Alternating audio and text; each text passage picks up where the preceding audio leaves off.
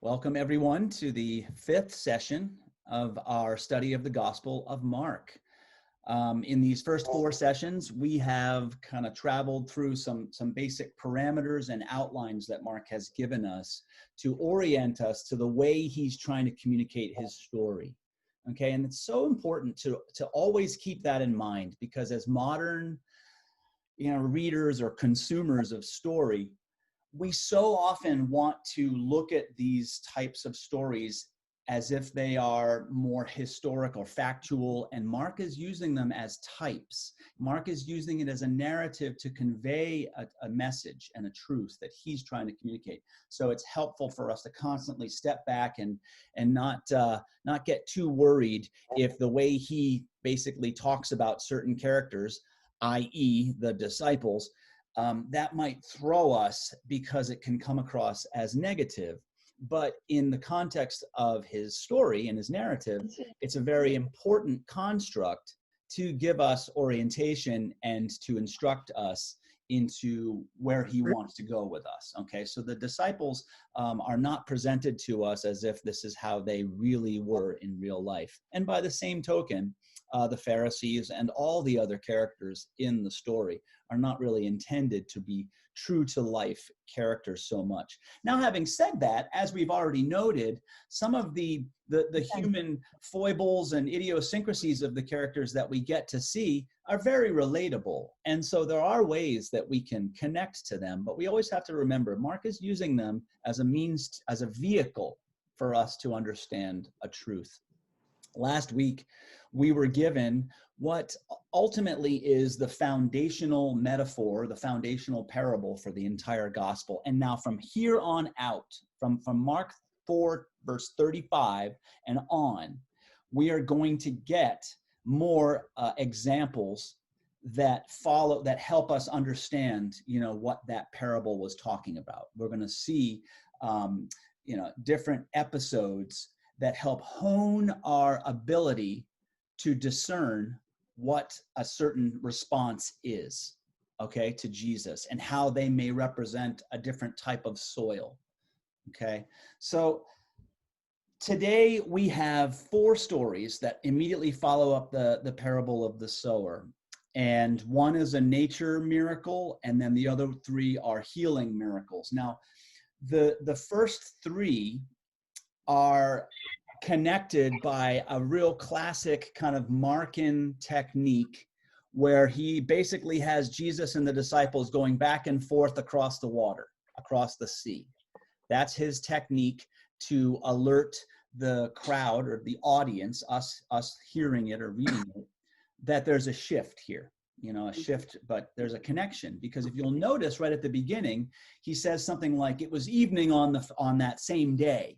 So he still wants it to be connected to what we just heard, but there's a shift. So he uses the boat travel as a means of shifting, okay? And then he does something else really cool. That is a common Markan technique, and it's called insertion. And this may be the first time he uses it. He uses it several other times, and he might have used it before. I just don't remember. But insertion is when you start one story, and then you sort of hit pause and another story happens before the first story reaches its conclusion. And then at the end of that inserted story, there's a conclusion to the first story. Now, we're going to talk about why he does that. But when, prior to reading what we're going to read today, notice when you see it, and then notice what it's doing to you. What do you think the point of something like that is? Because it's a very distinctive style, and it's got a very important,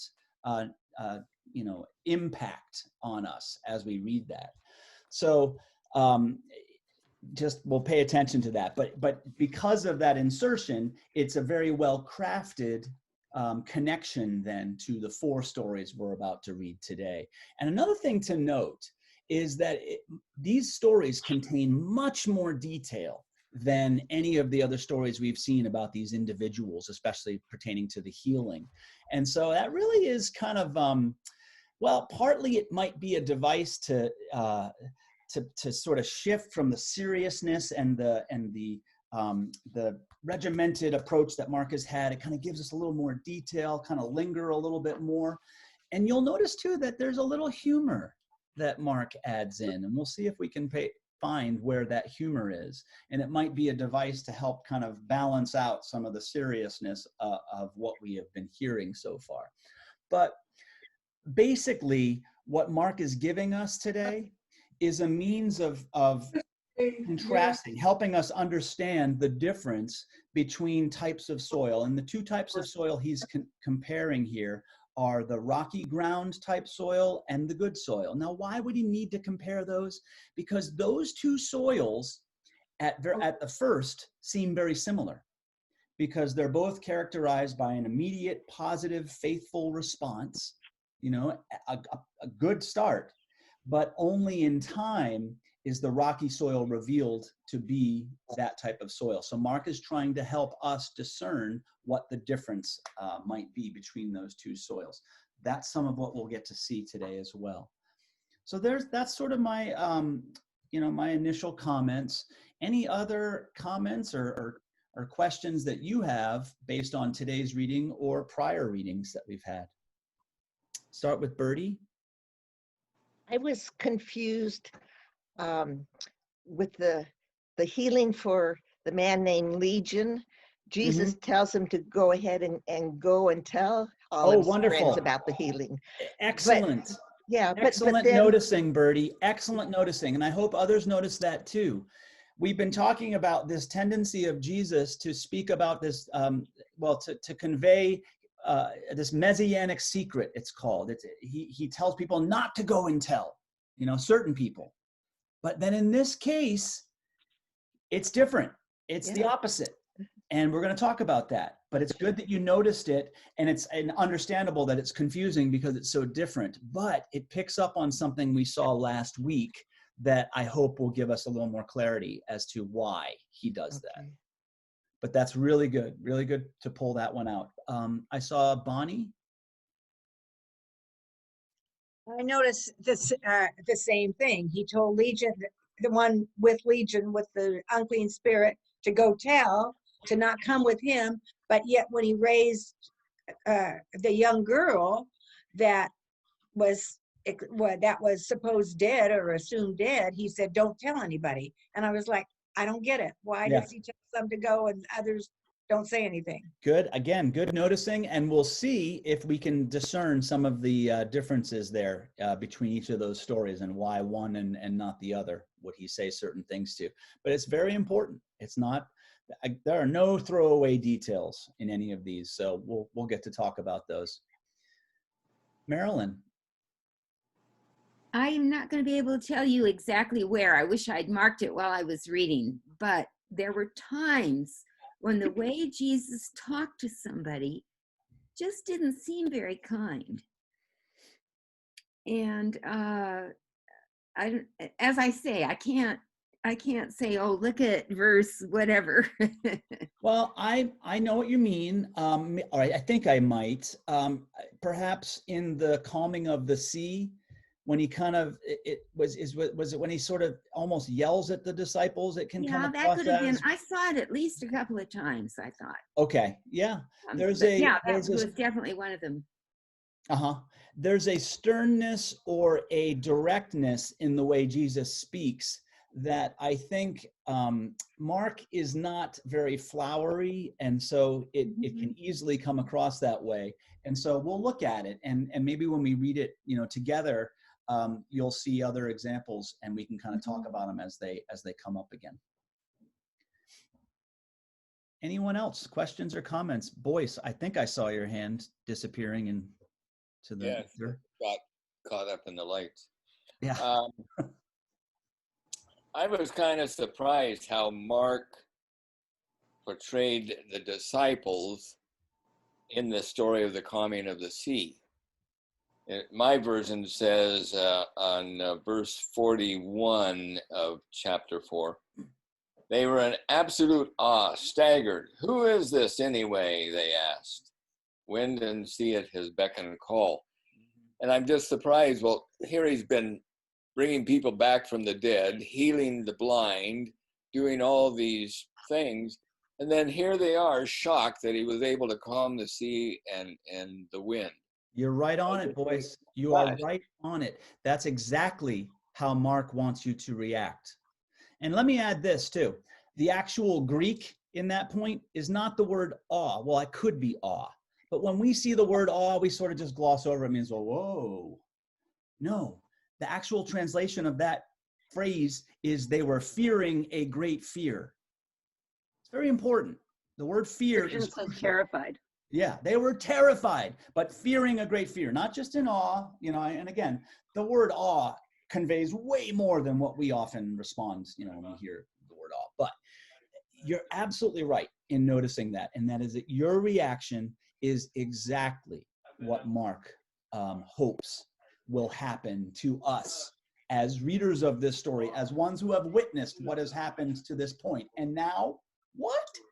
It should create these kinds of reactions. And again, that type of response from us as the audience or the reader should be happening throughout, and it will be, where we're like, oh, I can't believe that. It's kind of like when you watch your favorite show, you know, or a soap opera. Oh, I can't believe she did that.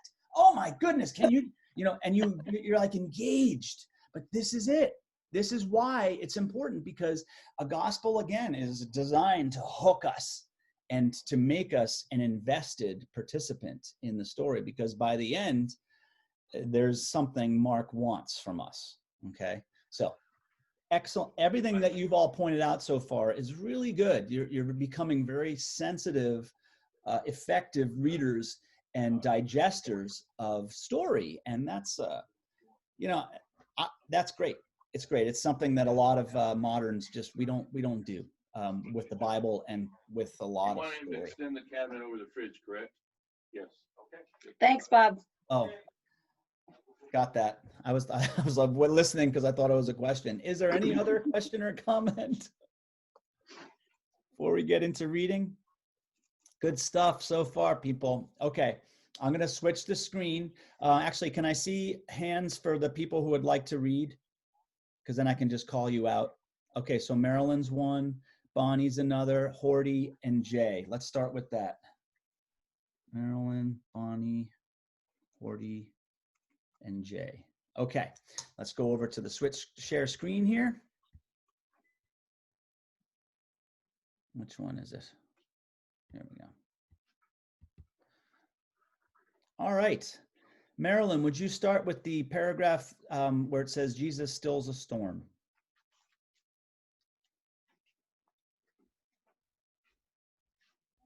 Shall I just read that paragraph? Yeah, because I'm going to switch to the next chapter. This is the end of chapter 4. Oh, okay. On that day, when evening had come, he said to them, "Let us go across to the other side." And leaving the crowd behind, they took him with them in the boat, just as he was. Other boats were with him. A great windstorm arose, and the waves beat into the boat so that the boat was already being swamped. But he was in the stern, asleep on the cushion. And they woke him up and said to him, "Teacher, do you not care that we are perishing?" He woke up and rebuked the wind and said to the sea, "Peace, be still." Then the wind ceased, and there was a dead calm. He said to them, "Why are you afraid? Have you still no faith?" And they were filled with great awe and said to one another, "Who then is this, that even the wind and the sea obey him?" Excellent. Thank you. Mm-hmm. Let's see. Bonnie, next paragraph. First one in chapter 5 here.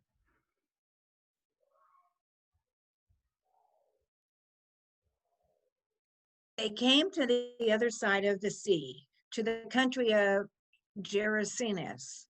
And when he had stopped out of the boat, immediately a man out of the tombs with an unclean spirit met him. He lived among the tombs, and no one could restrain him any more, even with a chain. For he had often been restrained with shackles and chains, but the chains he wrenched apart, and the shackles he broke in pieces, and no one had the strength to subdue him. Night and day among the tombs and on the mountains, He was always howling and bruising himself with stones. When he saw Jesus from a distance, he ran and bowed down before him. And he shouted at the top of his voice, "What have you to do with me, Jesus, Son of the Most High God? I adjure you by God, do not torment me." For he had said to him, "Come out of the man, you unclean spirit." Then Jesus asked him, "What is your name?" He replied, "My name is Legion, for we are many." He begged him earnestly not to send them out of the country. Now there on the hillside, a great herd of swine was feeding, and the unclean spirits begged him, "Send us into the swine, let us enter them." So he gave them permission, and the unclean spirits came out and entered the swine, and the herd, numbering about 2,000, rushed down the steep bank into the sea and were drowned in the sea. Thank you. Next, Hordy, would you read, let's see. Yeah, would you read the next 2 paragraphs, Hordy? Those tending the pigs ran off and reported this in the town and countryside, and the people went out to see what had happened. When they came to Jesus, they saw the man who had been possessed by the legion of demons sitting there, dressed and in his right mind, and they were afraid. Those who had seen it told the people what had happened to the demon-possessed man, and told about the pigs as well. Then the people began to plead with Jesus to leave their region. As Jesus was getting into the boat, the man who had been demon-possessed begged to go with him. Jesus did not let him, but said, "Go home to your family and tell them how much the Lord has done for you and how he has had mercy on you." So the man went away and began to tell in the Decapolis how much Jesus had done for him, and all the people were amazed. Next paragraph. Me? Yes, yeah, please. When Jesus had again crossed over by boat to the other side of the lake, a large crowd gathered around him while he was by the lake. And then one of the synagogue rulers, named Jairus, came there. Seeing Jesus, he fell at his feet and pleaded earnestly with him, "My little daughter is dying. Please come and put your hands on her so that she will be healed and live." So Jesus went with him. A large crowd followed and pressed around him. And a woman was there who had been subject to bleeding for 12 years. She had suffered a great deal under the care of many doctors and had spent all she had. Yet instead of getting better, she grew worse. When she heard about Jesus, she came up behind him in the crowd and touched his cloak, because she thought, "If I just touch his clothes, I will be healed." Immediately her bleeding stopped, and she felt in her body that she was freed from her suffering. At once Jesus realized that power had gone out from him. He turned around in the crowd and said, "Who touched my clothes?" "You see the people crowding around you," the disciple said, "and yet you can ask, 'Who touched me?'" Jesus kept looking around to see who had done it. Then the woman, knowing what had happened to her, came and fell at his feet, and trembling with fear, told him the whole truth. He said to her, "Daughter, your faith has made you whole. Go in peace and be freed from your suffering." Thank you. And Jay, can you finish it up for us? I guess, yeah, just the last paragraph. While Sorry. while he was still speaking, some people came from the leader's house to say, "Your daughter is dead. Why trouble the teacher any further?" But overhearing what they had said, Jesus said to the leader of the synagogue, "Do not fear, only believe." He allowed no one to follow him except Peter, James, and John, the brother of James. When they came to the house of the leader of the synagogue, he saw with commotion people weeping and wailing loudly. When he had entered, he said to them, "Why do you make a commotion and weep? The child is not dead, but sleeping." And they laughed at him. Then he put them outside, and took the child's father and mother to those who were with him, and went into where the child was. He took her by the hand and said to her, "Talitha cum," which means, "Little girl, get up." And immediately the girl got up and began to walk about, and being 12 years old or 12 years of age. At this, they were overcome with amazement. He strictly ordered them that no one should know this and told them to give her something to eat. Thank you. So many details in these stories. Even this in that last one. Notice, when they react to Jesus here and he puts them all outside, stuff like that. Mark is really setting us up to have an understanding here of who is inside and who is outside. But let's go at it in order, and I hope we address all the wonderful comments and questions that you brought up. But Want George to pull out? let's go ahead, and if you wouldn't mind, the last few, let's mute just so that we can. Easy for her to Here, I'll say. do until we're talking. Let's do mutes. Okay. Here, I'm gonna mute that. Okay, and basically, what I want to do first to get us into the story today is to go back and look at the verse just before what we started with today. So I'm looking at chapter 4, verse 34. Okay? Someone tell me what that verse says. 4:34. And it's really the second half. Okay, so call it 34b.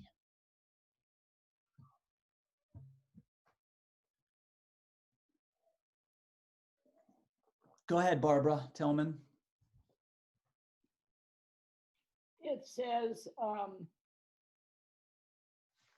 but he explained everything to his disciples when they were by themselves.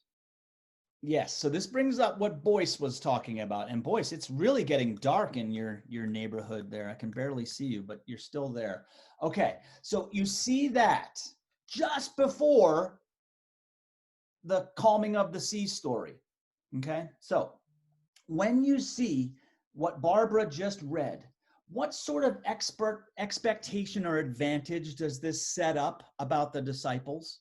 And then how do they meet that expectation or deliver on their advantage?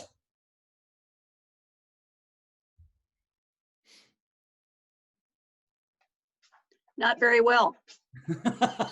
Go ahead, Carol. Do you have anything to add to that? I was going to say, they get the inside scoop, yet they still don't get the inside scoop. Yes. I mean, they have been given this insider information.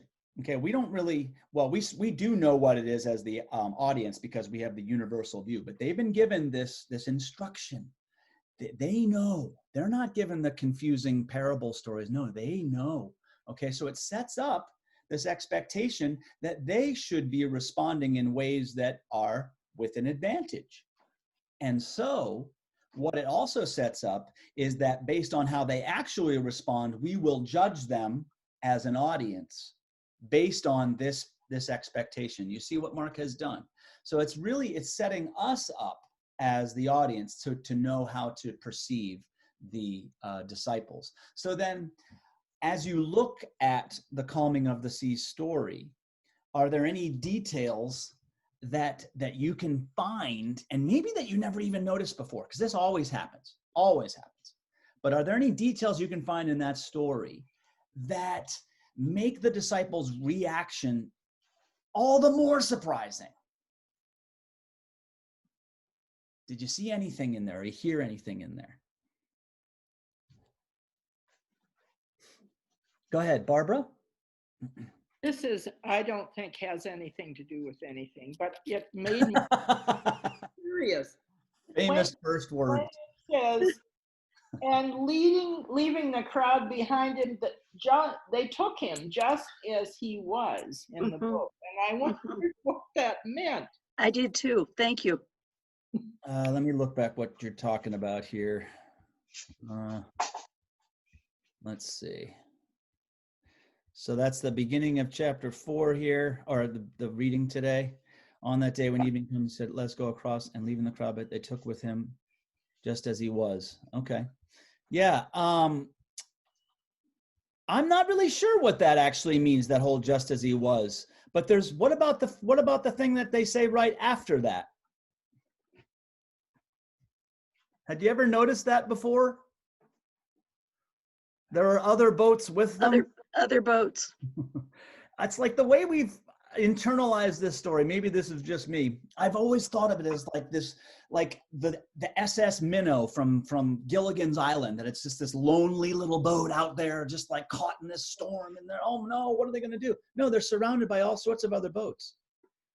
What else is surprising? So I don't know. I don't know that I have a good answer to your question about as that whole, like, as he was, just that, or okay, I will say this. It might be Mark's suggestion, Barbara, that Jesus made no special preparations to do the traveling, that he just got into the boat. There was no sort of like planning for any adverse situations. Okay. So would this mean that he didn't have foreknowledge that they were going to do this, but he went just as he was, be unprepared? I think Mark certainly knows how the disciples are going to react. Whether Jesus does, it's pretty. He's pretty well in tune. Like Jesus is as aware of them as we are. So I would say Jesus knows how they're going to react here. He understands that they're rocky soil. But again, Mark is the one that's sort of in control of. I just wondered why that was even necessary to be in there, and it seems to be in every thing I've seen, every other version. The whole as he was thing? Yeah, I mean, why would it be there if it had nothing to do with anything? No, I think it could. I think that my thought was just that it might be Mark's sort of indication that Jesus was getting in the boat without any sort of special preparation to sort of like prepare for every, eventuality, that he was just jumping in the boat with them. Maybe. But certainly the whole many boats with them is an interesting detail that I had never noticed before. But again, what are other details too that make their reaction even more surprising in this story? But I also saw Marilyn with her hand up, so you can say, yeah, go ahead, and then Boyce. I was just wondering if partly it's saying this, just as he was, he didn't know there was going to be a squall. Maybe not. I mean, he went to reaction to it regardless is that, and then that was okay. That didn't matter. When it came up, he was still in a position to calm it down. Well, it's an interesting point, because who is he speaking to when he says, peace, be still? I think he's speaking to both the winds and the disciples, Mm-hmm, mm-hmm. But certainly the winds, that's what calms, but they calm as well. But what else Boyce, did you have any other comments about anything else in their reaction that made it surprising to you? Well, it's not their reaction. It's more, Jesus is at the back of the boat with his head on a pillow, and waves are coming in. And usually the stern of a boat is the lower part of the boat. I'm surprised that he's not getting wet and getting awakened. And I thought it's just like he's very relaxed, very calm, and everybody else is running around fearing that they're going to sink. I think you're picking up on something that's exactly what Mark is trying to tell us. Okay, what is their profession again? Fishermen. Yeah. You think they've been in a boat before? Do you think they've ever been through a squall before? I mean, come on, guys. This is nothing new. Jesus is embodying the way they normally would be. Fishermen don't worry about this stuff. The point is, Mark is using this as an example to illustrate how much they are missing it. And that's surprising. These guys are fishermen. This is what? So that's the point. Again, it's not about, oh my God, they actually did. No, Mark is saying, pay attention, because they are not responding with as much positive, their reaction isn't as positive as it initially looked when we saw them after their call stories. Okay. So even after all that specific insider information they got, these guys are still acting like they'd never heard this before. I mean, seriously, the whole thing about calming the wind, and they actually turn to each other like, who is this guy? I can't.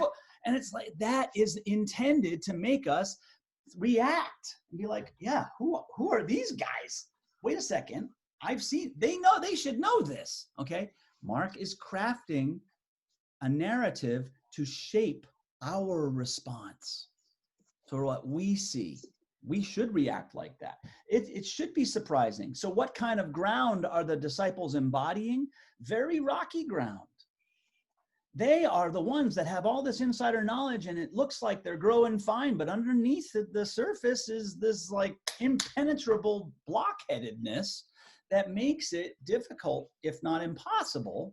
I shouldn't say impossible, because nothing is impossible, but that makes it very difficult for them to really grow the fruit of the parable of the sower. Any other comments about that story? And also, I want to pick up too, Marilyn, when you said that you had noted, some parts where Jesus seemed stern, go ahead and point those out, because it was interesting to me as people were reading them, that you can read them in so many different ways, can't you? And it can sometimes come across as softer or harder, depending on how we interpret the interaction. So any other comments about the calming of the sea story? Horty and then Boyce?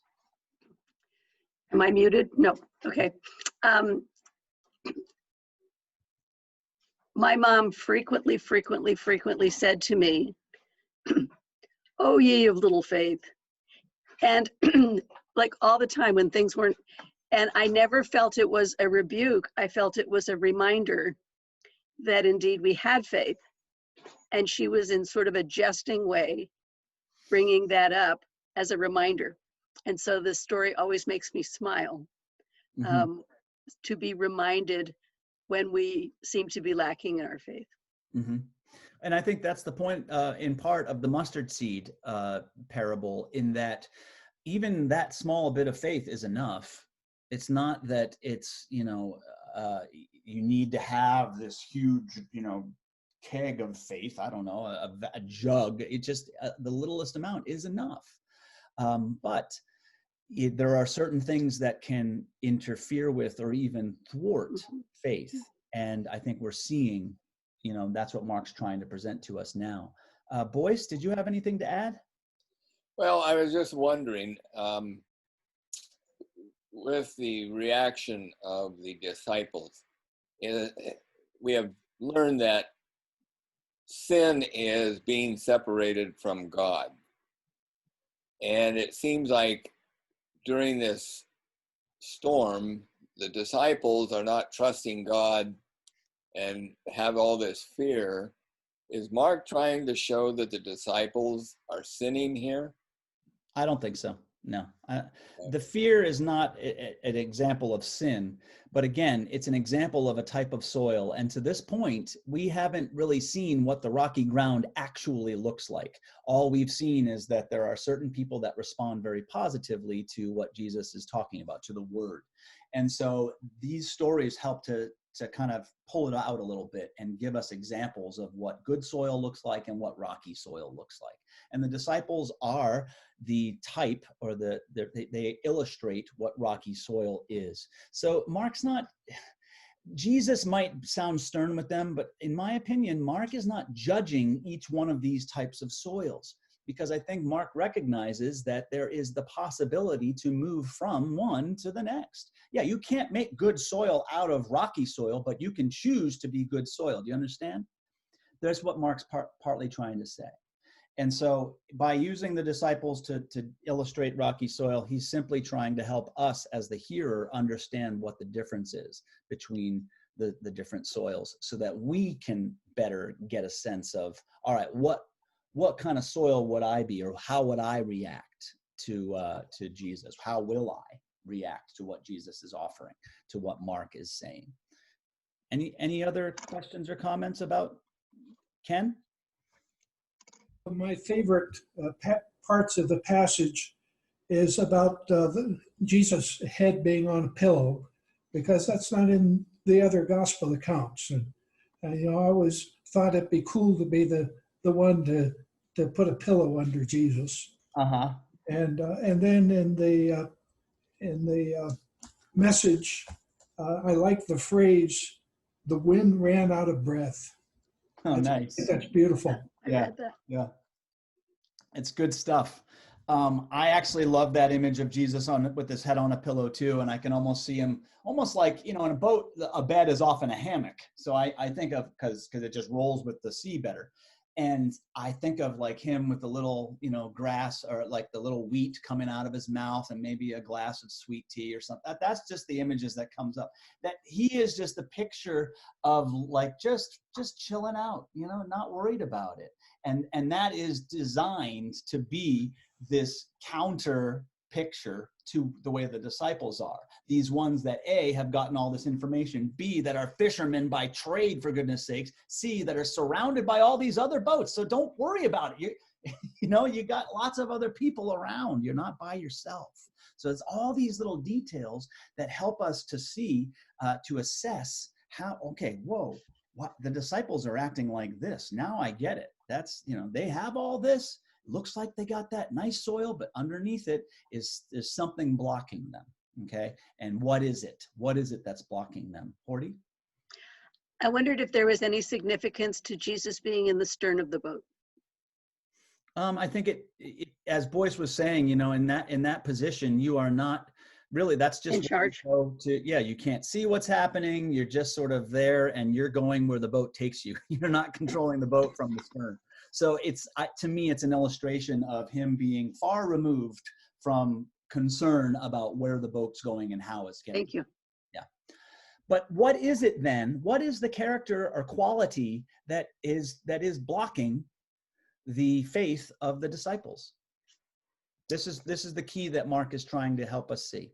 It's not a trick question. What is it that blocks the faith of the disciples? Bonnie?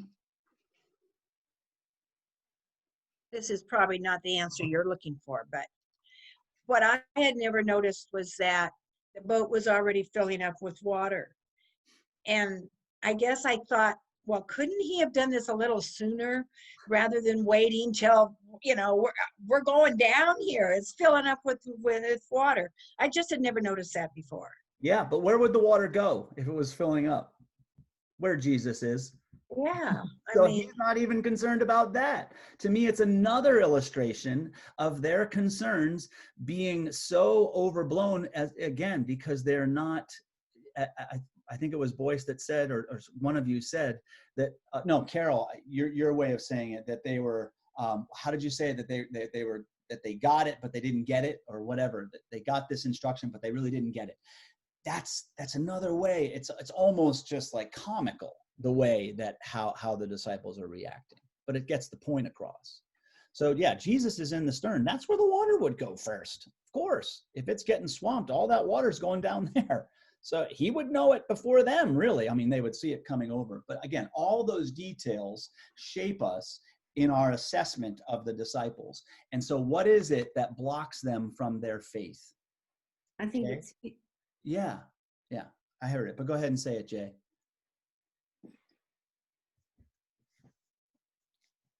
You need to unmute still. I think that was Marilyn, but I was thinking to myself, what's blocking them is they still don't know who Jesus is. It's a quality. They do know and they don't know, but what we know doesn't save us, is part of it. But what is it? What is the quality? What is the characteristic? What is the reaction that Jesus chides them for? Fear. Yeah, it's their fear. And again, it's not awe, as some of the translations say, or at least it's really that deep, terrified, fearing a great fear. That's the reaction. That's the response that prevents them from faith. And that's one of the big things that Mark, is presenting here, and is in other gospels too. But we were raised, many of us in church, thinking that the opposite of faith is doubt. That's how a lot of people were raised. And that's just because they want to make good little believers in creeds and different things. And so by not having any doubt, it makes people easier to, kind of manage. Okay. But the opposite of faith is not doubt. In fact, doubt can be a powerful agent within faith. But the opposite of faith is fear. And that's what Mark is presenting here. Now, is it an all or none? You know, do you have to have no fear in order to have faith? Well, based on the stories we read, is that true? I see Bonnie shaking her head, and you're right. I would agree with you. There's a specific example we just heard today of a woman that had a lot of fear, but her faith outweighed her fear. The hemorrhaging woman is that person. We'll get back to that. So it's not an all or none. Okay, it's not about having all faith and no fear. No, it's about having enough faith to overcome your fear. That's the key. Okay, that's what Mark's kind of illustrating here. Marilyn? I'd like to relate this, is what I'm thinking about, to the idea of the type of soil and how you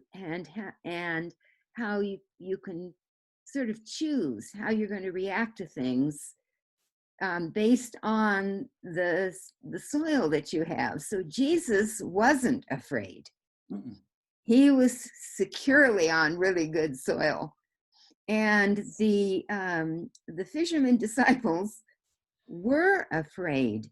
They didn't have that wonderful soil to support them. They were on rocky soil. Right. And so the thing that I think is wonderful about this example is that without the storm coming up in the boat, that point could never have been made. Yes, that's exactly it. It's Mark's device to help us understand, here's the difference. Mm-hmm. Where you get to see, this is what rocky soil looks like. And good soil reacts differently. But yeah, this is a way of understanding what rocky soil is. Because when something hits the fan, they don't have the depth of soil to respond out of anything else beyond their fear. Mm-hmm. Yeah. Good. Okay, let's look at the next one, because this is one of my favorite stories in the entire gospel. So the first 20 verses of chapter 5 is, and I get it, Bonnie, I'm not exactly sure. I always call it Gerasene, but it's just a little easier to say, but I don't know either. But it's this guy who lives in the tombs, and all that detail. Oh my gosh, how much detail can they say about how he bruises himself with stones and he's been shackled and broken all the blah, blah, blah. They give a lot of detail about this guy, but I want you to tell me, to me, there's a lot of humor in this particular story. And can you see it, or how is it a comedic story, first of all? Carol? Well, when he says Jesus, Son of God, and he goes into that long thing, all I could think of is when you're mad at your kids, don't you always use their full name? Well, yeah, I guess that's true.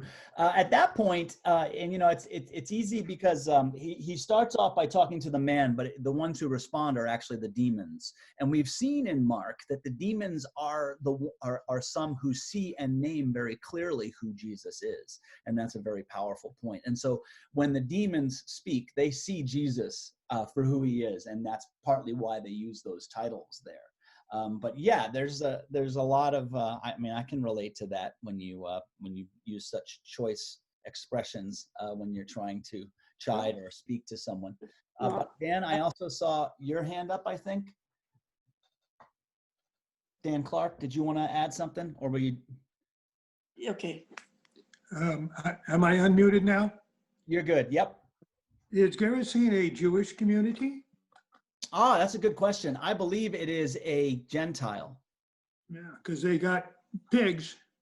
Yeah, no, it'd be a Gentile. You're right. Absolutely. And that's part of it too, is they're illustrating. That's part of his humor then?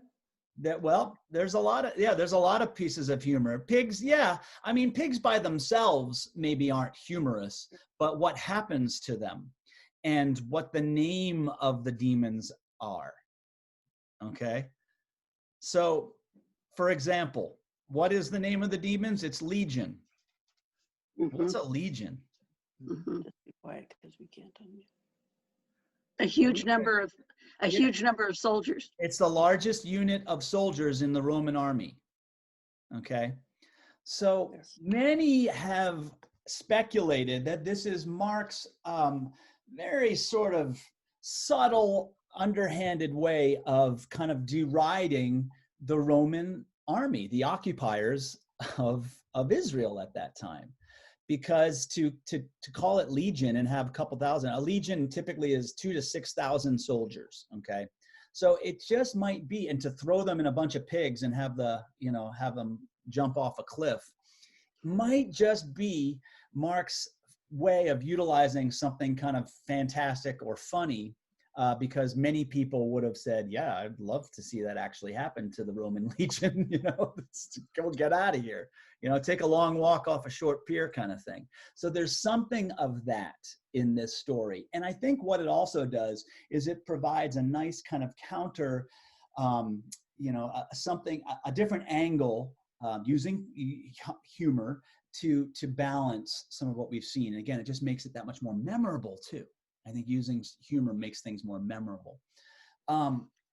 What about after the man is healed? How do the townspeople react?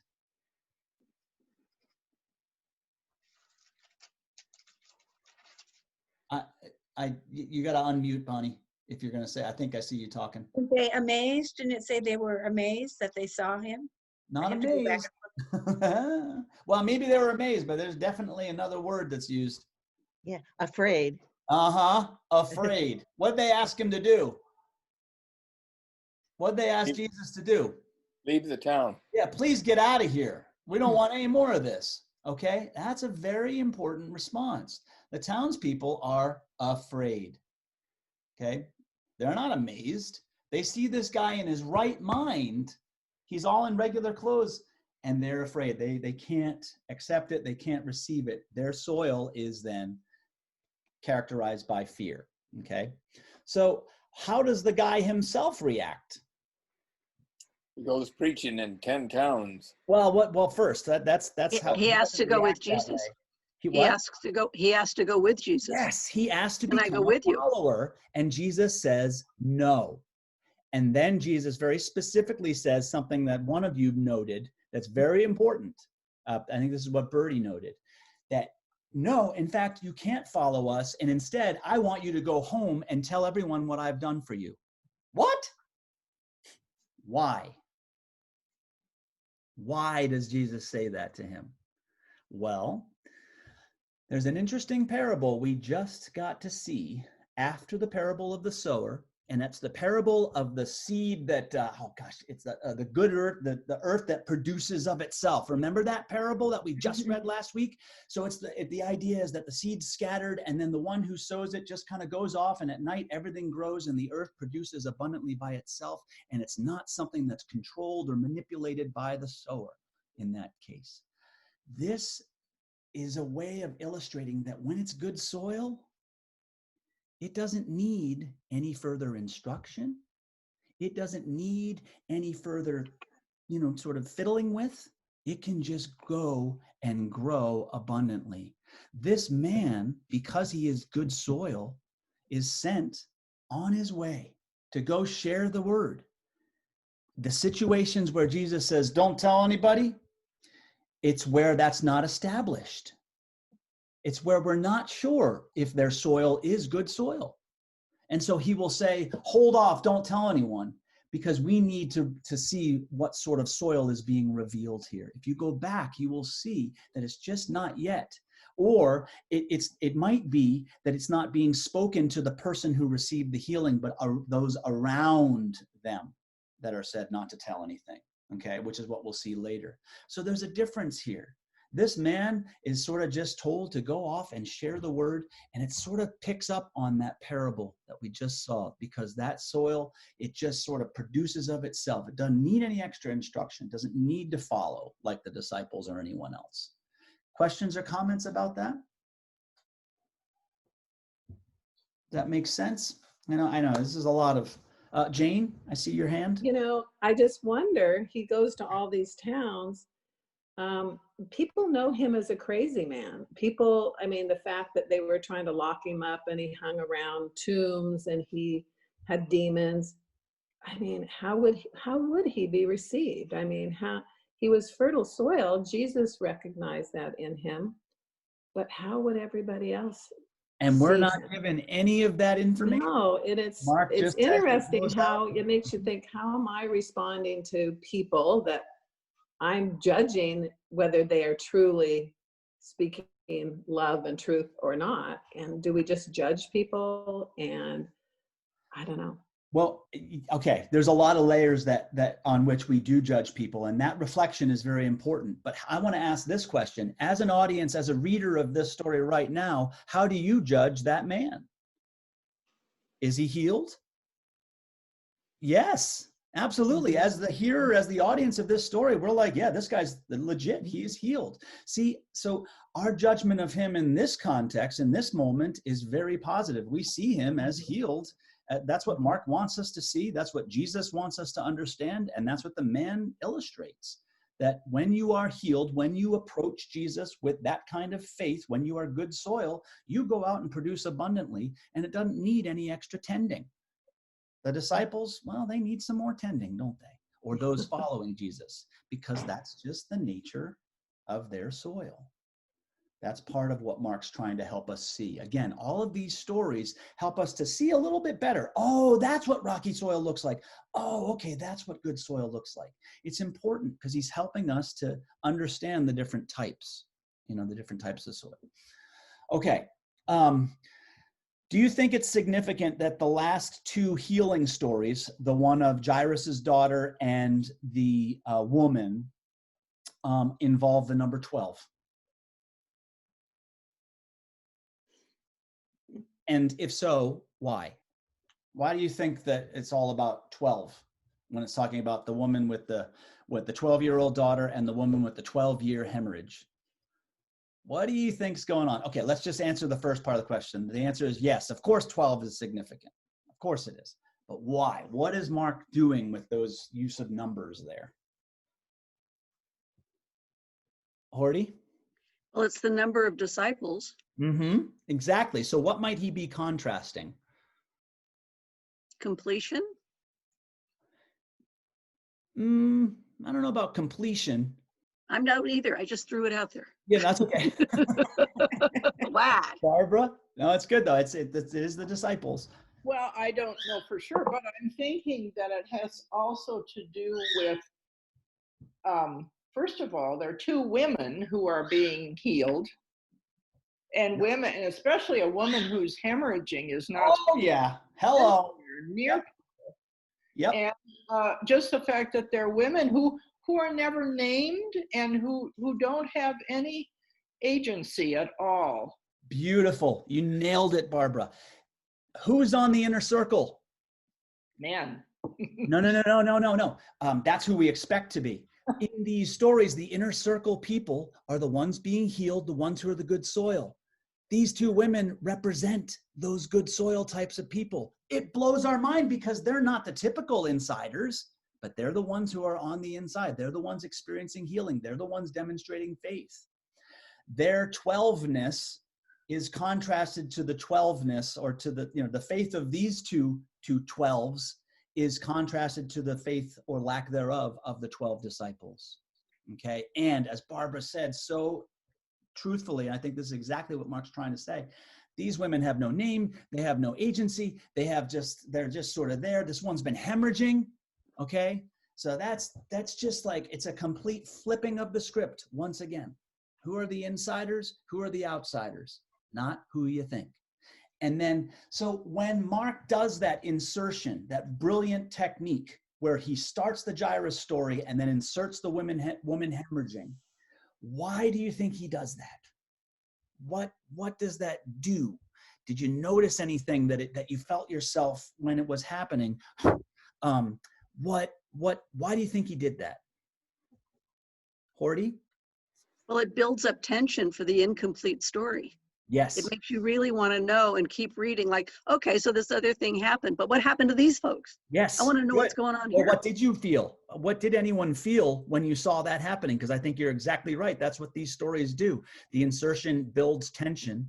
And it's also a technique that's, the way it also works is that when you have an insertion, it sort of says, it's like and meanwhile, it's presenting something that's happening at the same time. That's what it's doing, is setting things sort of side by side. But again, I think your sense of the tension is dead on. So what is the tension? What were you feeling when you read that? Did anything come up? Barbara? You know, I'm going to say this. I feel that somehow, as a woman, I can be included in this story. That's what I feel. Well, certainly from the perspective of the hemorrhaging woman, absolutely. She is given Jesus attention, and she is presented as a very positive figure. So you're absolutely right. That is definitely what Mark is trying to convey with these healing good soil stories here. But what about the tension that you're feeling as that insertion happens and we're waiting on the Jairus story to conclude? Anything come up, Bertie?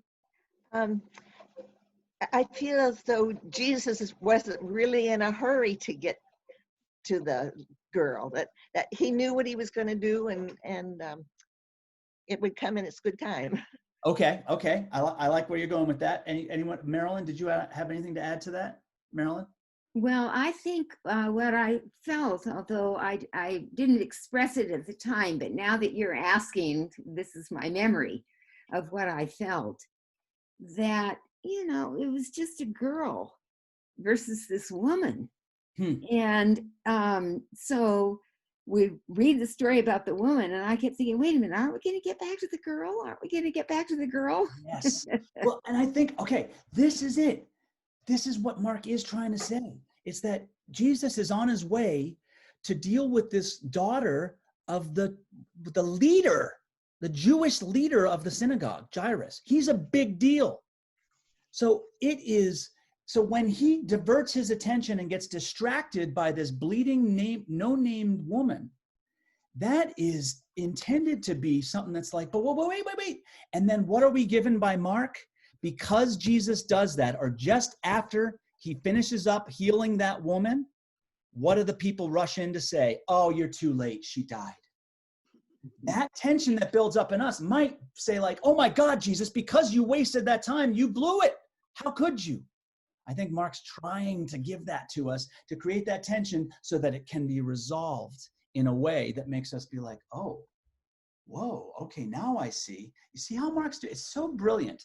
Now, the woman herself, the hemorrhaging woman, she is presented as this kind of, this figure that kind of comes out of nowhere and does the touching and stuff. But I want to ask you this. Does Mark present her as being courageous? I think so. And how? How would you answer that? How is she courageous? Carol?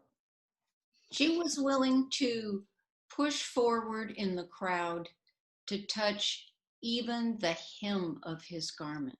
Uh-huh. She didn't feel she had to get close to him. She knew that if she could even touch the hem of his garment. And what motivated, it says, Mark uses a specific phrase that says what motivated her to think that he could do something, be it make a difference in her life. What motivated that? It's because she had seen him? Because she had talked to him before? She'd heard about him. Yes. Now, that's a very important word. We talked about this, I think, in chapter 3, where Mark used it in the section we read in that class. 14 or 13 times he talked about those that hear, with ears to hear. Mm-hmm. The ones that can hear this are the good soil. He made that connection earlier in the gospel, connecting the good hearers to the good soil. Her being a good hearer is an indication right there that, oh, this is going to be a good soil type woman, even though, oh my God, that is, whoa. Because here's the deal. Inserting that story of a bleeding woman into a story of healing the synagogue leader, that makes Jesus unclean. Mm-hmm. He touches that woman and engages with her. Okay, so it's designed to just throw all this at us in this episode here. Okay, this combined insertion here. But that woman is definitely presented as courageous in the sense that she reaches out. And yet, Mark highlights her fear. Mm-hmm. Because the whole thing about after, Jesus is like, wait, who touched me? And, and the disciples are like, what do you mean, who touched you? There's hundreds of people around here. How can you tell? And then she says, she comes forward, because he's like, no, who touched me? And she comes forward in fear and trembling. Okay. And then she says it all. She speaks the truth. And then Jesus validates her faith. This story is a beautiful indication or an illustration of how even when we have fear, if we have faith, faith can overcome fear. That's where this woman is able to move through her fear in the ways that we have not yet seen others who have been fearful do. You see that? See how Mark's doing that there? Carol? Why did Jesus tell Jairus and everybody else to go away and heal the daughter? Well, that's a great question. Look what they say right before he does that. What do they say to him? What do they illustrate about themselves just prior to him telling them to go outside? Well, I was wondering if it's, well, you know who I am. I am this very important person, and I should be included in all of this. No, I'm asking what they say just prior to Jesus sending them outside, because it's very specific, and I'm trying to find it. It's I'm looking at it now. Why bother the teacher? Okay, your daughter is dead. Why bother the teacher anymore? Yeah, he saw a commotion, people weeping and wailing loudly. Why do you make a commotion and weep? The child is not dead, but sleeping. And they laughed at him. That's it. They laughed at him. Okay, so their reaction is a rejection of the possibility that what he said is true. When they laugh at him, they illustrate the type of soil they are. So him sending them outside is just Mark's way of indicating, all right, if you're not the right soil, if you react this way, if you're a path and none of this is penetrable to you, then you're an outsider. You see what Mark's shaping there? So sending them outside, Mark is saying, all right, look who's the insiders here. Look who's on the inside and look who's on the outside. It's all these things happening like that because they laughed, because they demonstrated what kind of soil they were. That's why they end up on the outside there. But the woman is seen as courageous, and then she moves through her fear, and that is such an important illustration for Mark. In that, faith is not about. It's not the domain of all of the most confident or the most powerful or the strong, but faith is possible for even the weak and the lowly and the cowardly. Okay, that they can respond with a type of faith that can yet drive out the fear. That's what the hemorrhaging woman's story kind of illustrates. Okay, any other questions or comments so far? We're going to get to Jairus a little bit more still, but just as far as the hemorrhaging woman. All right, so I want to pick up on the comment that the disciples make to Jesus when he asks, real quick, when he says, "Who touched me?" And they're like, "What do you mean, who touched you? There's all these people around. Who cares who touched you? Everybody's touching you." What does that reaction say about how healing happens or doesn't happen? Why did the woman get healed? She touched Jesus, right? She just touched him. But she touched him in faith. She touched him in faith. That's it. She touched him with absolute faith. That's the difference. The key that Mark's trying to impress upon us is healing doesn't create faith. Faith is a prerequisite to healing. Okay? When she touches him with absolute faith, it yields her healing. In the Gospel of Mark, the faith is a prerequisite to healing. It is not its result. Okay? Without faith, no healing is possible. And we see examples of that. We've already seen some. In fact, the way the townspeople react with the Gerasene demoniac, and they're like, "No, get out of here." He leaves. He doesn't do any more healing in that area with them. And again, we'll see, I believe, chapter 6 will have this, because there was no faith in that town, he could do no works of power there. That's what Mark is setting up. Faith is a prerequisite to healing. Questions or comments about that? Bertie. Healing can also be a very private thing because nobody else realized that there had been a healing. You mean what do you mean? What story? I'm thinking of the woman. She knew she was healed. Oh. Jesus felt the power go out of him, but nobody else around there was aware Yes. that there had been a healing. Yes, very interesting. Yeah, no, that's a good point.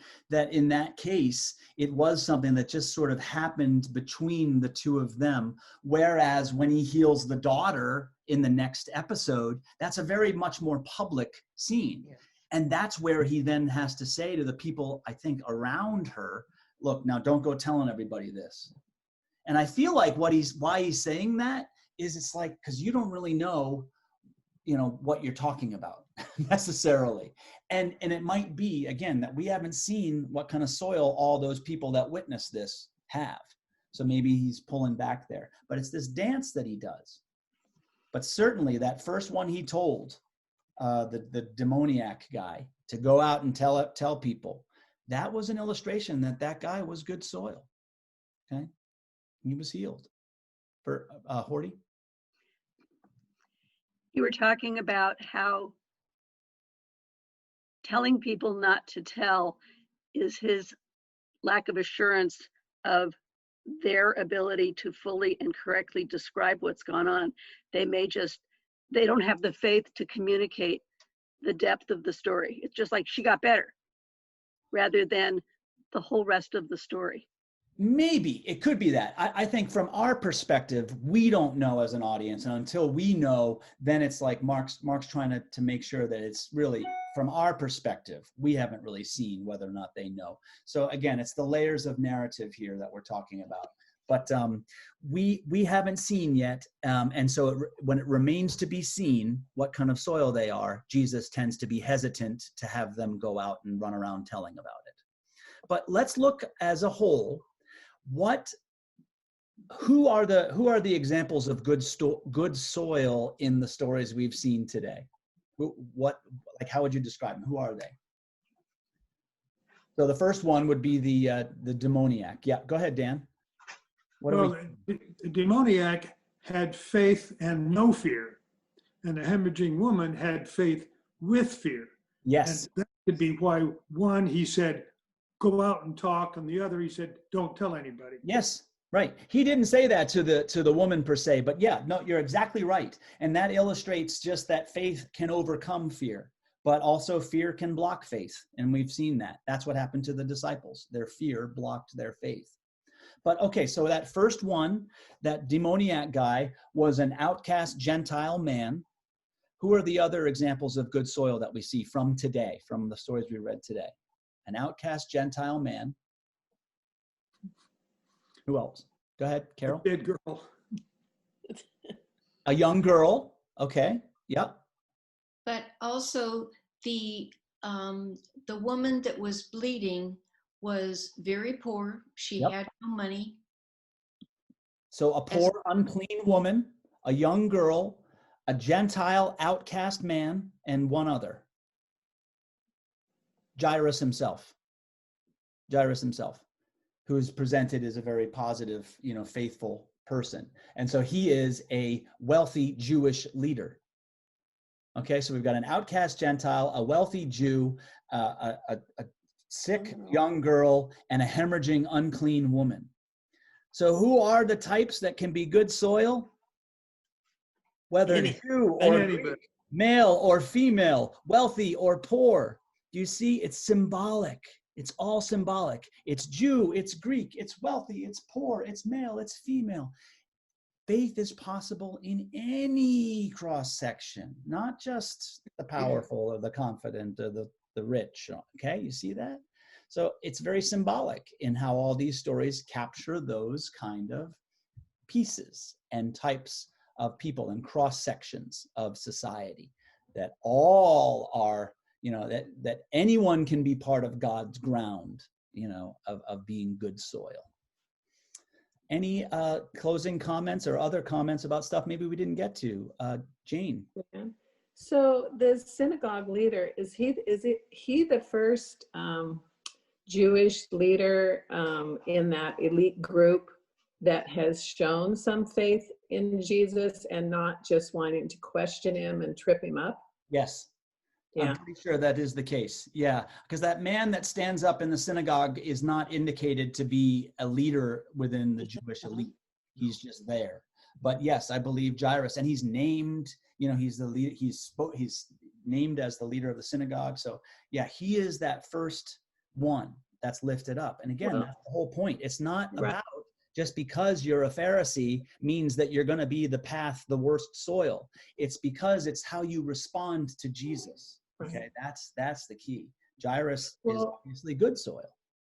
And it also struck me that because he went, he wanted Jesus to come to his house, that the people that might be gathered around would be his friends and neighbors who were probably of the same class as he is. And for him, to me, that was some faith and courage on his part, that he was standing up and saying, I know this isn't likely that I would believe this, but I kind of believe this guy here. Yeah, we're not told. I want him to come. It's indicated. You're right, because it is different. Like that, the whole tension of inserting that story of the bleeding woman, you could think that is an affront to the expectations of society. Like, you were asked by the most prominent leader in your community to go to his house. You better well go. You don't diddly-dally with the riffraff. Right. That would have been an easy expectation. Now, Mark doesn't dwell there, but I believe that in that day, the people hearing it would have said, wow, that really, that's quite an affront. That's like a slap in the face. And then the fact that it seems that his daughter died because of the dalliance, that makes it even more challenging. And you can almost imagine that would have been a real test of Jairus's faith. But Jairus never says anything. We're never given any reaction. All Jesus says is, states or keep the faith, basically. Don't be afraid, stay faithful.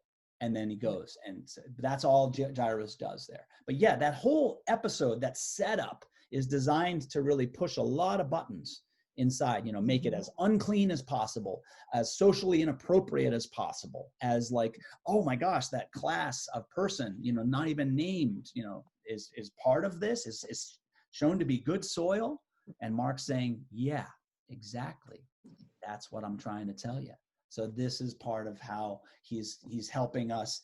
Again, here's what rocky soil looks like. Here's what good soil looks like. It's not what you thought. That's kind of part of it. Anyone else have any kind of comments? Or yeah, Peter.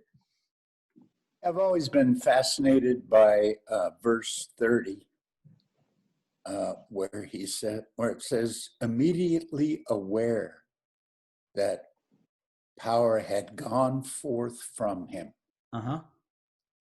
How is that interpreted by you and others? Well, I think that there's a different type of touch that happened when she engaged him. And so all the other touching that's sort of just like in a crowd jostling and all that, that's not the same kind of touching. But touching him with the faith that she touched him was a transfer of some type of relationship. And so to say that the power went, to me, it picks up on some of the themes that Mark's already given us, that here's how healing happens. Here's how miracles happen. You have seed. That's what Jesus is giving, but you have soil, and it has to be both. And so because she brought that soil to him as the seed was activated. That energy transfer, to me, picks up on that reality, that it's both pieces that need to create this relationship.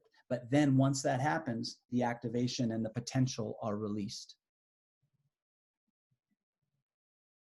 That good? Yeah, I love it. I love it. I do too. I get so fired up about all these stories. I just love Mark. Anyone else? Any other questions or even concerns, stuff that, that didn't get resolved today. Because I really could talk about this for another hour. I don't know if people are enjoying watching 1.5 hours, but that's okay. Go ahead, Barbara. Well, I'm thinking back to what you and Peter were talking about, and there's another element there, and it's called presence. And somehow there was a presence there that they both touched. And then my thinking that was there, and how, I don't know how it could ever be explained, but that's. Yeah. No, I think there's something there, Barbara, because even when you think about it, when you are in your fear, you're not present. You're not anything except kind of, you're like this, you can't see, you can't hear, you can't feel. When you're caught up in fear, you can't function. But when you're present, or when you have more presence than fear, you're able to function at higher levels. And so she was able to overcome the fear, her standing, the fact that she felt hopeless, that she was crawling on the ground, kind of, all those things that were given about her, she was able to overcome that. And that was the soil that created that possibility of activating healing power to come forth into her. And it's a beautiful thing. It's like, go plant a seed and just notice how and under what conditions a seed grows. They don't, if you put a seed on the table, it doesn't do anything. But when you put it in good soil and you water it, something happens. When you attend to it enough, it'll blossom. But again, we've been given these stories that say it's not even about how we attend to it, because if it's the right soil, it's gonna blow up, gonna be abundant. Okay. Anyone? Getting back to Any other the closing comments? Dan? Getting back to the hemorrhaging woman. Okay, yes, we all want to go back there. I was a little, I don't know, I won't say upset, but bothered by the power left Jesus. I would have thought that the power would have entered him from the faithful woman, rather than his power leaving. Yeah, in that sense, that's a fair point, because it is a relationship. It takes both, but I do think that she was the one who had the experience of brokenness or bleeding that then she felt was shifted within her. And so that moving from him was a powerful way of indicating that the seed does have power. It just needs to be activated. And so it did come from him, that there was something powerful, but it's not just touching. There are a lot of people touching him that didn't experience that power because they weren't touching with that same sense of absolute faith that she had, that created that relationship. So that didn't throw me as much, because I felt like it was an important way of showing how she had engendered or how she had participated in and then received a healing, from that relationship. Horty? I was troubled by that too, and I read several translations, and it says the power left him. In the one I'm just reading right now, it says he felt the power go out from him. So one is it left him, which made me feel like it was something stolen from him or something taken against his will, but the power went out from him. He felt the power go out from him, that there was this draw, as you say, of the seed. Yeah, and I think that is true. And later in Mark, we will see how there is a little bit of a sense that Jesus is sort of like a battery, and that as he meets different types of soil that respond sometimes in positive, but then increasingly in negative ways, he is depleted. He does lose some of the ability to create the healing relationships. Okay, and that's where some more tension rises. And so there is a sense that he is getting drawn off of as we move forward into Mark. But for now, he is still at full power, okay? And it's an engaged, connected relationship that activates that power. But we will see, though, that he gets a little, it starts to be drained from him. And there's a point where he can't do any more miracles, any more healings, okay? Or that he doesn't. So we'll see how Mark develops that. But we're moving through. I mean, heck, we're through 5 chapters. So we're 1/3 of the way through. How you feeling? All right. Engaged. Good. That's it. And Mark would be very happy with that. That's the key. All of us reading this with such a passion and a longing to kind of get beneath the surface and see what kind of soil we can find. So thank you all for being that kind of, the good soil that can cultivate all these great questions and noticings.